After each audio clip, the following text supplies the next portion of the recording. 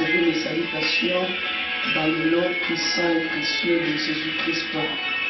Ce matin, je voudrais m'adresser à tous qui auront la chance de suivre ces petits morceaux d'exhortation, surtout pendant ces temps de troubles qui traversent l'humanité. Je voudrais qu'au travers cette petite exhortation, que la foi de plusieurs soit fortifiée et que la confiance de plusieurs soit rétablie en Jésus-Christ notre Seigneur. Je voudrais, pour la petite histoire, dans ma petite exhortation, commencer par faire remarquer aux chrétiens que l'Église est en train de traverser un moment de trouble, un moment de souffrance, de tribulation, que peut-être dans notre génération nous n'avons pas connu, mais que les autres ont connu sous d'autres formes. Je voudrais, lorsque je fais ma petite observation pour ce moment que nous traversons, constater que dans la Bible, lorsque nous lisons plusieurs livres, notamment lorsque je me réfère au livre de Job, vous trouverez en amont l'explication de ce que la souffrance de Job est. Vous trouverez la cause de la souffrance de Job bien explicitée dès le commencement du livre de Job. Mais il y a certains livres de la Bible, comme le livre d'Esther, comme le livre de Ruth, lorsque nous lisons l'histoire de Ruth et de Naomi, c'est vers la fin que nous comprenons le destin de Dieu pour ce peuple, le destin de Dieu pour ces femmes, le destin de Dieu pour les hommes qu'il a appelés à un but bien précis. Alors, si le livre de Job donne déjà la raison pour laquelle Job devait souffrir, à mon avis, je pense que c'est pour juste apaiser les lecteurs à comprendre que rien n'arrive au hasard et que toute chose qui arrive selon la planification et le programme de Dieu lui-même. C'est ainsi que dans notre vie, beaucoup de choses nous arrivent que des fois nous ne comprenons pas les pourquoi. Mais c'est vers la fin que nous comprenons pourquoi ceci et cela est arrivé. Dieu, dans sa souveraineté, peut dès l'amont définir et expliquer ce qu'il veut faire, mais le contenu, l'économie des clauses, des conventions que Dieu fait avec les hommes, de fois est caché et n'est pas détaillé. Ainsi, ce moment que nous traversons, bien sûr, il y a ceux-là qui ont prédit, j'ai essayé de voir, les lire, de vérifier les prophéties qui ont été annoncées précédemment. Il y a ceux-là qui ont eu la grâce de définir, de prophétiser, mais personne ne pouvait donner avec beaucoup plus de détails comment serait ce moment de trouble. Et nous voici en train de traverser ce moment. L'assurance que j'ai ce matin, c'est que ce moment qui arrive n'est pas ignoré, ni de la Bible, ni de Dieu lui-même. C'est pourquoi je voudrais me référer au livre d'Ésaïe. Je voudrais que nous puissions lire Ésaïe au 26e chapitre. Nous allons lire les versets 20 et 21 pour comprendre que ce qui arrive n'est pas étonnant ni devant Dieu, le maître de l'univers, celui qui a planifié, celui qui programme les événements arrivés. Et surtout pour la décennie qui commence, je tiens à rappeler que chaque décennie a ses signes particuliers. Dieu qui est le maître des périodes, des époques, des saisons, il sait faire sonner la trompette pour chaque décennie, pour chaque période, pour chaque saison. Alors nous sommes juste au début d'une décennie qui s'annonce très compliquée par des signes très forts. Le sage discerne pour comprendre le moment que nous allons traverser dans la décennie. Alors je voudrais juste rappeler ces versets, Ésaïe chapitre 26, le verset 20 et 21, la Bible dit « Va, mon peuple, entre dans ta chambre et ferme la porte derrière toi. Cache-toi pour quelques instants jusqu'à ce que la colère soit passée. Car voici l'Éternel sort de sa demeure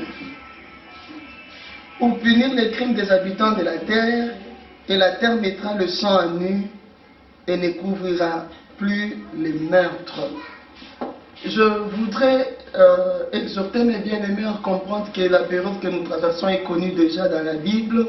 Ésaïe l'avait déjà prédit. Lorsque le prophète dit « Va, retire-toi et ferme tes portes », voilà le remède pour ce moment de trouble qui est donné, qui est sonné par le grand et le puissant de la terre. Et le seul mot fort comme remède qu'il nous donne, il demande à ce que tout le monde se retire et que chacun reste chez soi.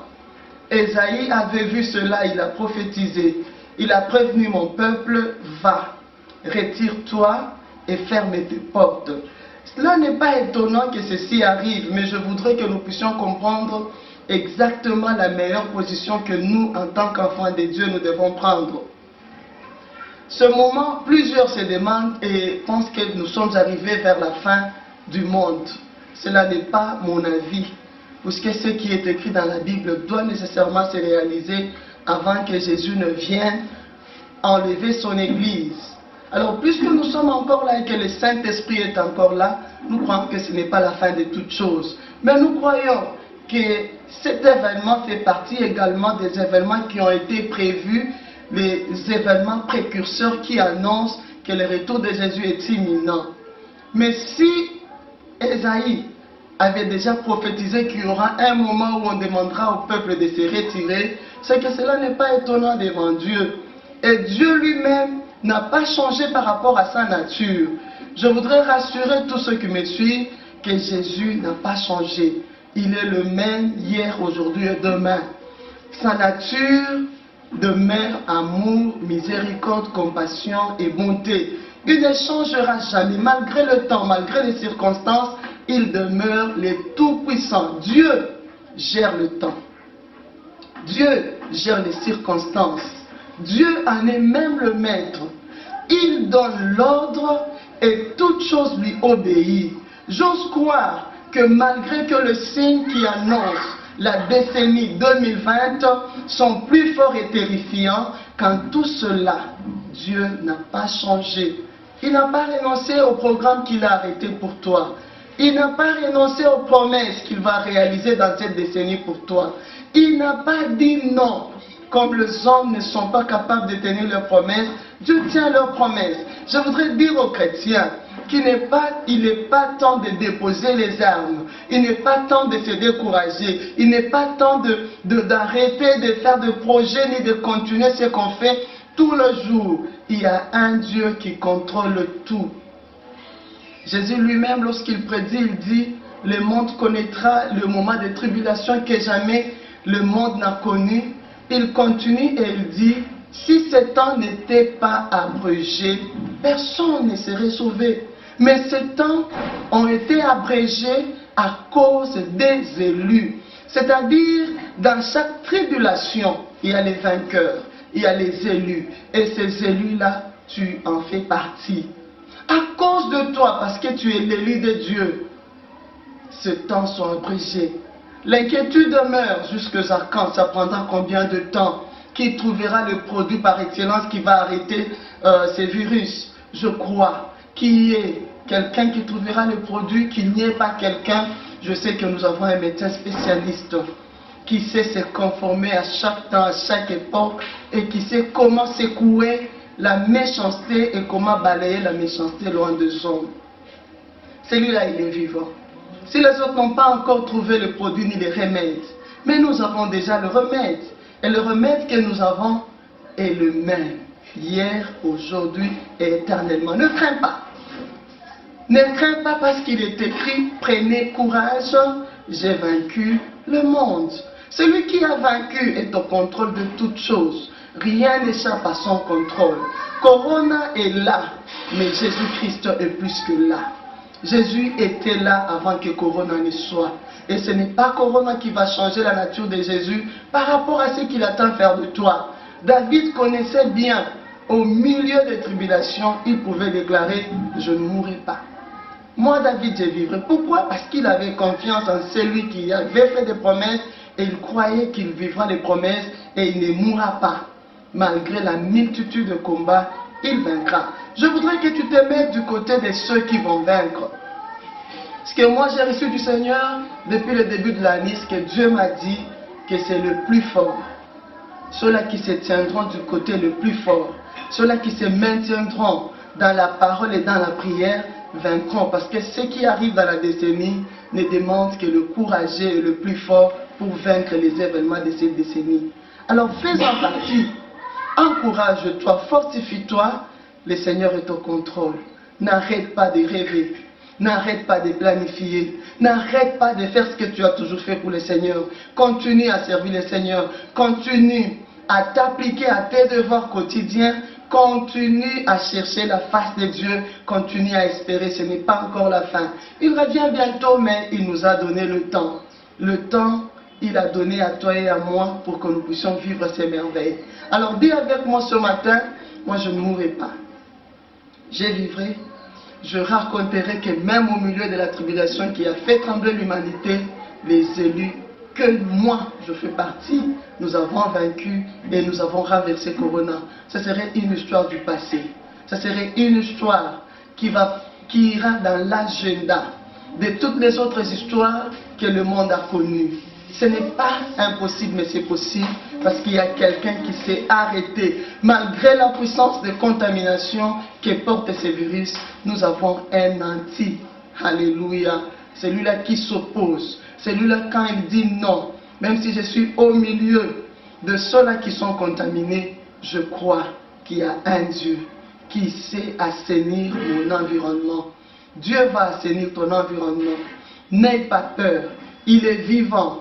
Il est là. Il est présent au milieu de nous. Il veut voir qui lui font confiance exactement pendant ce moment et il veut voir la foi de plusieurs. Que votre foi ne diminue pas, mais que ta foi double de vitesse, double de capacité, parce que ce sont des moments que nous traversons où seulement la foi va vaincre. Oui, la foi, dans sa grâce, nous fera parvenir à une nouvelle ère, à une saison de victoire. L'homme a été doté du pouvoir. Ce pouvoir lui a été donné par Dieu lui-même pour vaincre. Pour vaincre les impératifs de la terre. Pour vaincre ce que l'homme, ce qu'il rencontrera sur son chemin. Tout pouvoir a été donné à Jésus et Jésus nous l'a conféré également. Tu as un pouvoir, tu vaincras Corona. N'arrête pas de prier, n'arrête pas de chercher la face de Dieu. Je sais que l'église partout au monde est secouée. Parce qu'en plusieurs pays, il a été demandé aux églises de fermer la porte. Voilà mon exhortation de ce matin. Jésus a dit à Pierre, tu es Pierre. Et sur cette pierre, je bâtirai mon église. Et les portes de ce jour de mort ne prévaudront jamais contre l'église. Je voudrais que nous puissions dire Amen et Amen. Jamais l'église ne sera dominée par le séjour de mort. Jamais Corona, qui est venu en terrifiant parce qu'il arrache, il tue, n'aura jamais le pouvoir de renverser l'église. L'église est bâtie sur le roc. Et une promesse qui dit, le séjour de mort et ses portes ne prévendront jamais contre elle. Je voudrais que l'église s'élève. Tu es l'église du Seigneur. Jamais les portes de séjour de mort ne prévendront sur toi, mais c'est toi qui vas prévaloir.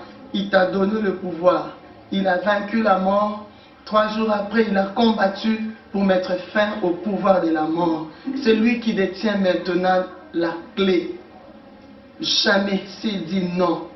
Même si Corona venait, si la sorcellerie ne t'a pas tué, ne crois pas que Corona va te tuer. Si la famille n'a pas tué tout le monde, toi aussi tu ne vas pas mourir à cause de ces fléaux. Il est capable d'arrêter les fléaux puisqu'il n'a pas changé.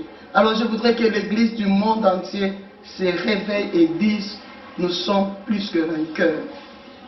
Nous sommes plus que fortes. Nous sommes au-dessus de ces Corona.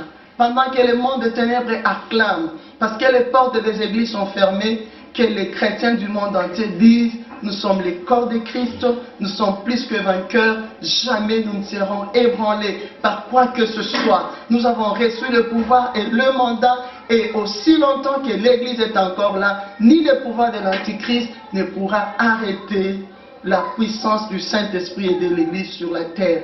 Alors, lèvons-nous. Ayons beaucoup plus d'espoir parce que c'est un temps plus court. Esaïe dit, c'est pour quelques instants. Ça n'ira pas loin. Bientôt la Corona va disparaître et nous redeviendrons, nous les sommes encore plus que vainqueurs sur ces Corona. Nous dirons qu'il y a un Dieu au ciel et c'est le Dieu des chrétiens. Nous dirons qu'il y a un Dieu puissant et capable. C'est ton Dieu. Alors pour cette année, Ne perds pas espérance. Tout ce qui a été dit sur toi, tiens-le. Ça s'accomplira certainement. Dieu n'a pas changé. Fortifie-toi et mets-toi encore debout. Relève la tête. Continue ton combat. Ne baisse pas les bras. Le Seigneur est avec toi. Partout où vous me suivez, que cette exhortation vous redonne encore courage. Continuons parce que la marche est encore longue.